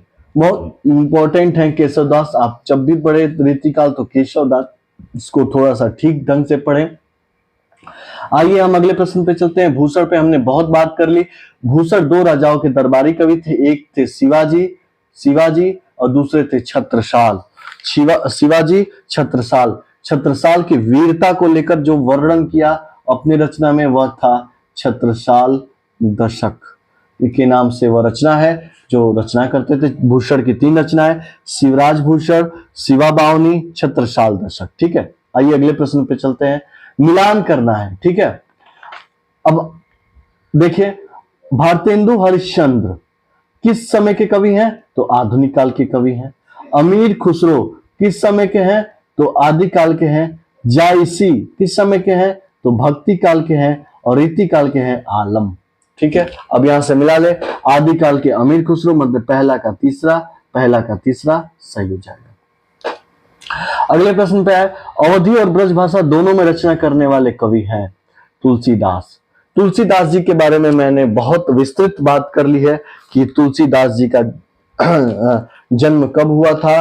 तुलसीदास जी का जन्म 1952 में हुआ था। इनके पिता का नाम आत्माराम, माता का नाम हुलसी, गुरु का नाम नरहरियानंद था। इन्होंने राम जी से मुलाकात का वर्णन है चित्रकूट के धाम पर भय संतन की भीड़। एक इन्होंने रचना अवधी भाषा में की थी, कौन सी? रामचरितमानस। 7 कांड है, बालकांड, अयोध्या कांड, किष्किंधा कांड, सुंदरकांड, फिर लंका कांड, उत्तरकांड। और रामचरितमानस को लिखने में इनको 2 वर्ष, 7 माह 26 दिन के अध्यात्म रामायण का इस पे प्रभाव है। ठीक है, इतनी बातें हम तुलसीदास जी के बारे में पढ़ चुके हैं। अब आइए एक और बात पढ़े। इन्होंने अवधी और ब्रज भाषा में रचनाएं रची हैं, लिखी हैं।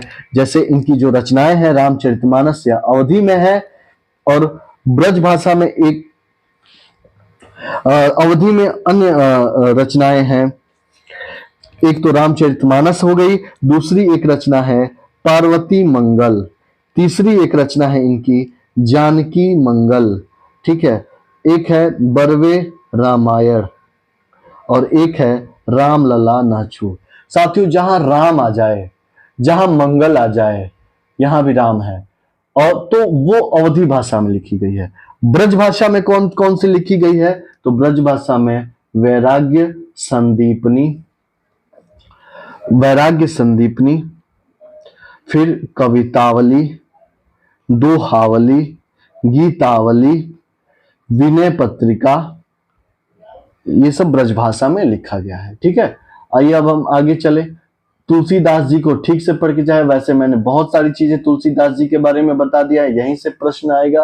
अगला प्रश्न पे बात करें, कालक्रम की दृष्टि से इनमें से सबसे पुराने कवि हैं क्या? तुलसीदास, बिहारी, सूरदास, विद्यापति। देखिए दोस्तों, तुलसीदास जी जो है, तुलसीदास की जो जन्म है 1532 माना गया है।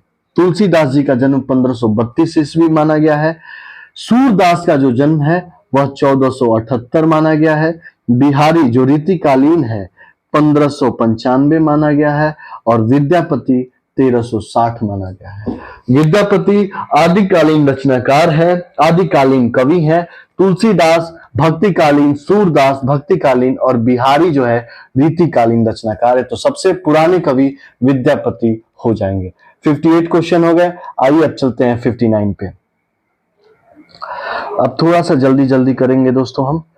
59 है, जो सुख सुजस सुलभ मोहि स्वामी में कौन सा अलंकार है? क्या उत्प्रेक्षा है? उत्प्रेक्षा में जहां मन हूं, जन हूं, मानो जानो आ जाता है तो उसको उत्प्रेक्षा कहते हैं। क्या यह रूपक है? क्या अनुप्रास है? क्या व्यक्तिरेख है?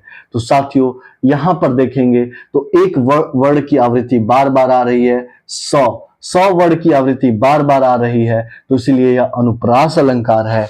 अनुप्रास अलंकार है।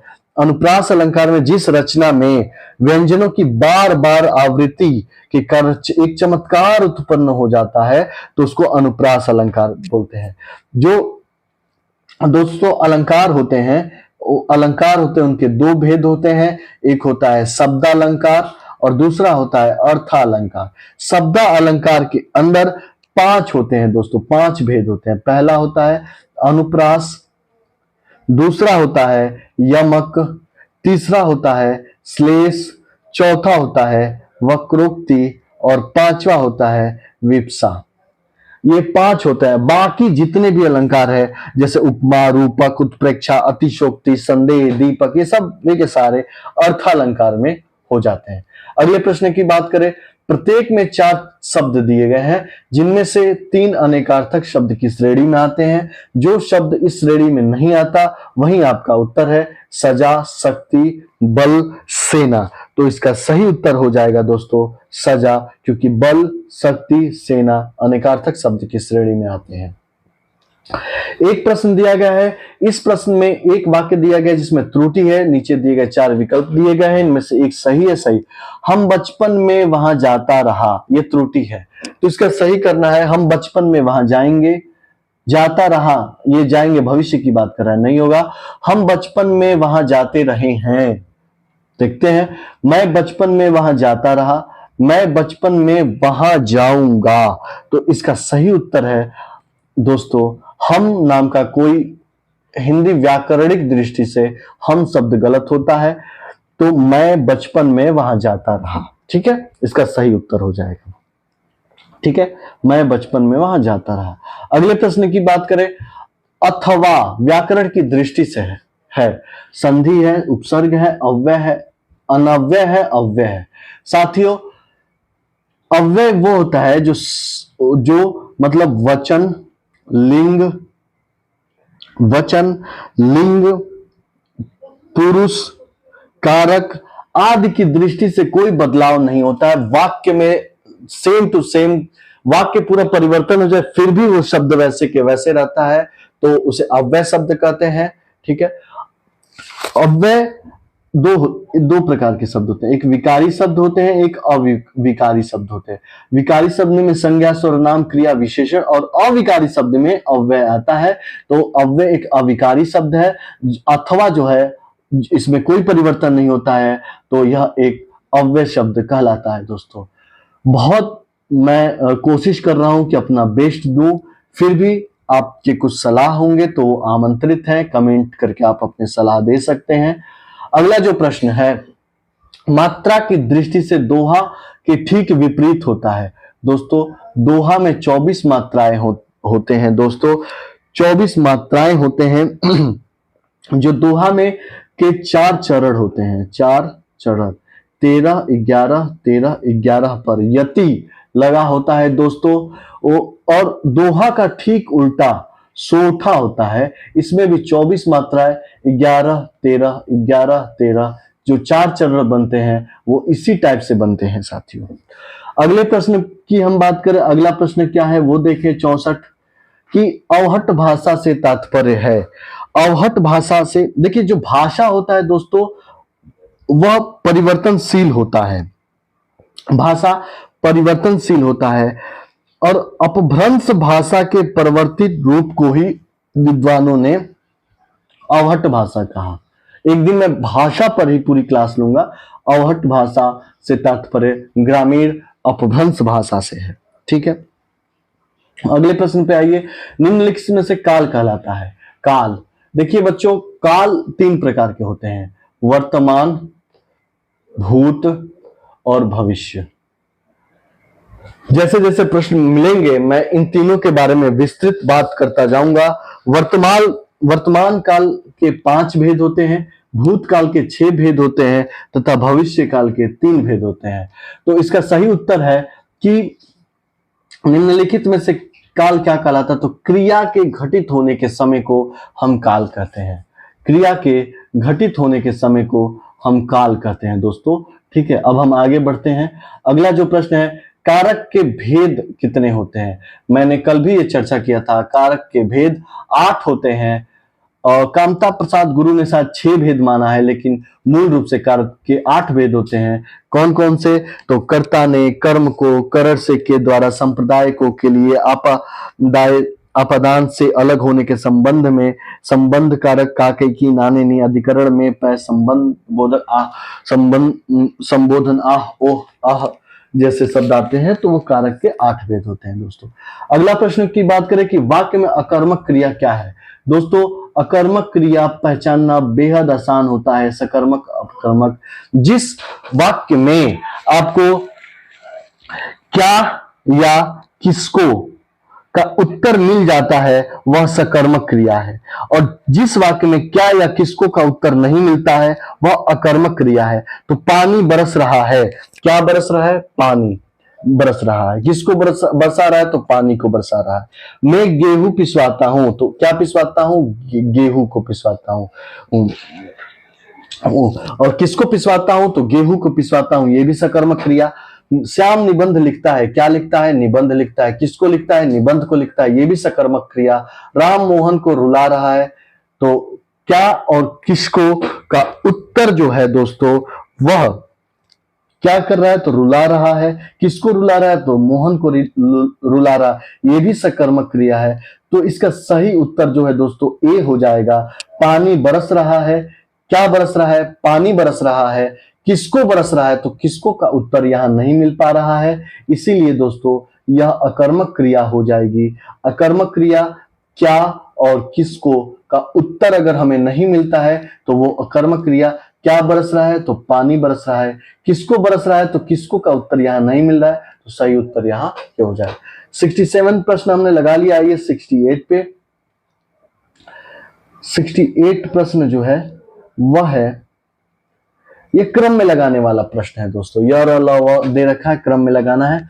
मजदूरों की बस्तियों में अंत है बिगड़ने की संभावना बनी रहती है। इसका जो सही उत्तर है दोस्तों सी है।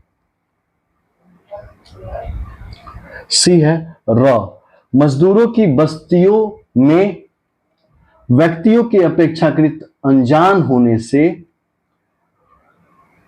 तथा मनोरंजन, शिक्षा आदि की सुविधाओं और कल्याणकारी क्रियाकलापों के न होने से वहां के बेकार रहने वाले व्यक्तियों के बिगड़ने की संभावना बनी रहती है।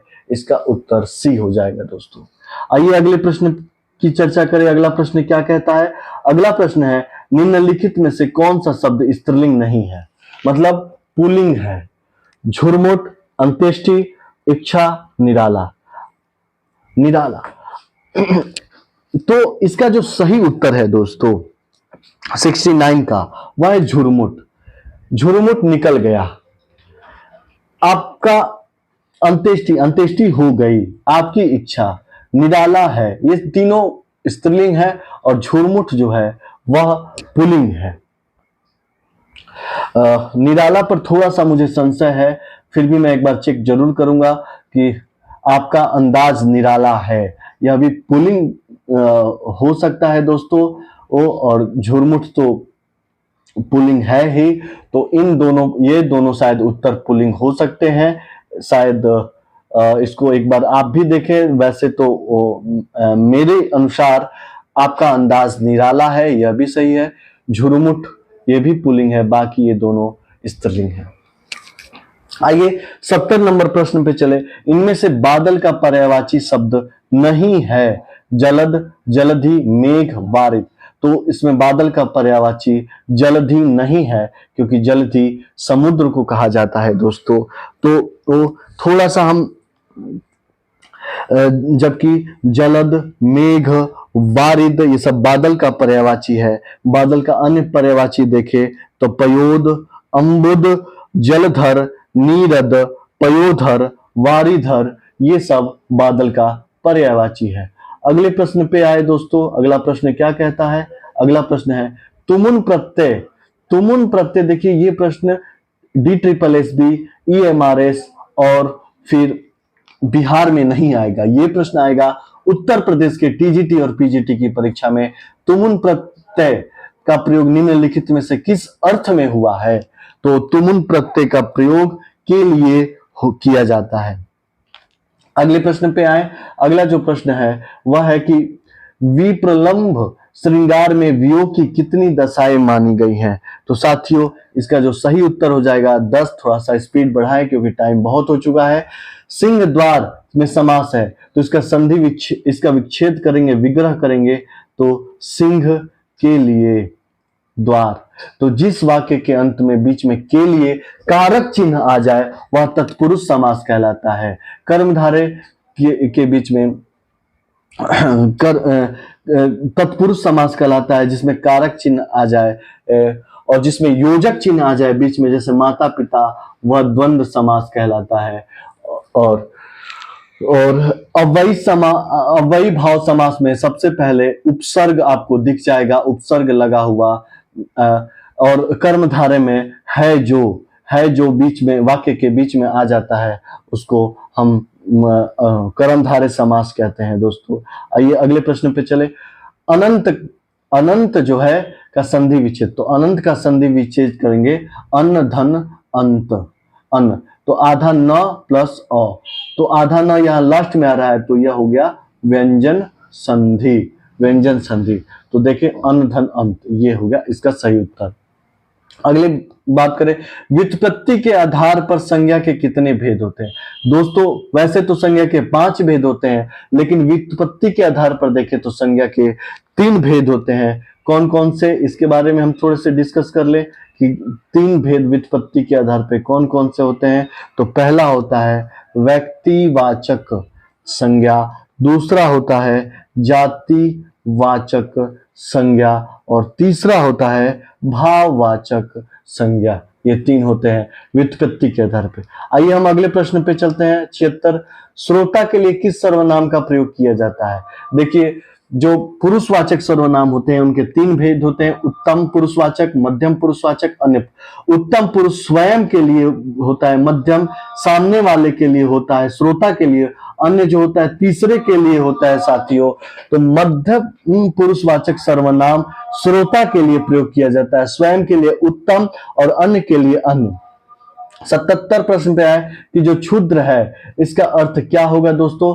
तो क्षुद्र का अर्थ होता है नीच, अधम, शूद्र, घटिया आदि जो शब्द है वह होते हैं क्षुद्र का अर्थ होता है दोस्तों। आइए अगले प्रश्न पे चले। 78 वर्तनी की दृष्टि से निम्नलिखित में से शुद्ध शब्द है, तो इसका सही उत्तर हो जाएगा उपयुक्त। उपर्युक्त हो जाएगा, ये सभी गलत है। उपर्युक्त ऐसे लिखा जाता है य में ऊपर र फिर युक्त। अगले प्रश्न पे आए, हिंदी में प्रयुक्त शब्द बाल्टी शब्द भंडार की दृष्टि से किस तरह का शब्द है? तो दोस्तों जो बाल्टी शब्द है वह विदेशक शब्द है, लेकिन हम यह भी देखेंगे कि जो बाल्टी है वह कहां से लिया गया है। तो यह पुर्तगाली शब्द है। पुर्तगाली शब्द कौन कौन से होते हैं? आल्पीन भी पुर्तगाली शब्द है, फिर तौलिया भी है, फीता भी है, नीलाम, फिर तंबाकू, इस्पात और कमीज, फिर काजू, परत, चाबी, ये सब पुर्तगाली शब्द है। इसको एक जगह नोट कर लें आप, क्योंकि ये परीक्षा में पूछता है दोस्तों। सम उपसर्ग से निष्पन्न शब्द कौन सा है? संस्कार, सामना, समझौता, स्वयं। तो इसका संधि विच्छेद करेंगे तो सम इसमें आता है प्लस सकार, ऐसे होता है। तो इसका सही उत्तर 80 है दोस्तों। सम का अर्थ है भली प्रकार से उत्कृष्ट, साथ या फिर पूर्ण संस्कार। ठीक है, पूर्ण संस्कार, दोष दूर करना, सुधार, मन पर पड़ने वाला प्रभाव, धार्मिक रीति रिवाज, सम का यह अर्थ होता है। तो दोस्तों हमने आज के इस सेशन में लगभग 80 प्रश्न को सॉल्व किया। 80 प्रश्न की मदद से हमने 200 से लगभग 300 प्रश्न हमने जरूर लगाए होंगे, और विश्वास मानिए यह टेस्ट तीसरा था। परीक्षा के समय तक आप इसको देखते रहे तो कोई प्रश्न अछूता नहीं रहेगा। आपके समझ, आपकी समझ आपके पढ़े हुए इस वीडियो से अलग नहीं रहेगा। इसीलिए आप ये वीडियो देखते रहें, हमारे YouTube चैनल से जुड़े, पढ़ाई पाठशाला से जुड़े, अपने साथियों को भी जोड़े। टेलीग्राम चैनल है दोस्तों पढ़ाई पाठशाला, इसका मैं लिंक डिस्क्रिप्शन में दे दूंगा, उससे जुड़े। प्रतिदिन साहित्य की क्विज वहां शाम को कराई जाती है, वो आप करें साथियों। और जो प्रश्न आपके हैं वो टेलीग्राम से जुड़ के, व्यक्तिगत रूप से मुझसे जुड़ के आप टेलीग्राम की मदद से मुझसे प्रश्न पूछ सकते हैं साथियों। और मेरा हमारा पढ़ाई पाठशाला के नाम से ही इंस्टाग्राम चैनल भी है, टेलीग्राम चैनल भी है, उससे जुड़े। मुझे लगता है कि आज का ये सेशन यही समाप्त होना चाहिए। धन्यवाद साथियों, नमस्कार। मिलते हैं अगले वीडियो में, अगले प्रैक्टिस सेट में। शुक्रिया।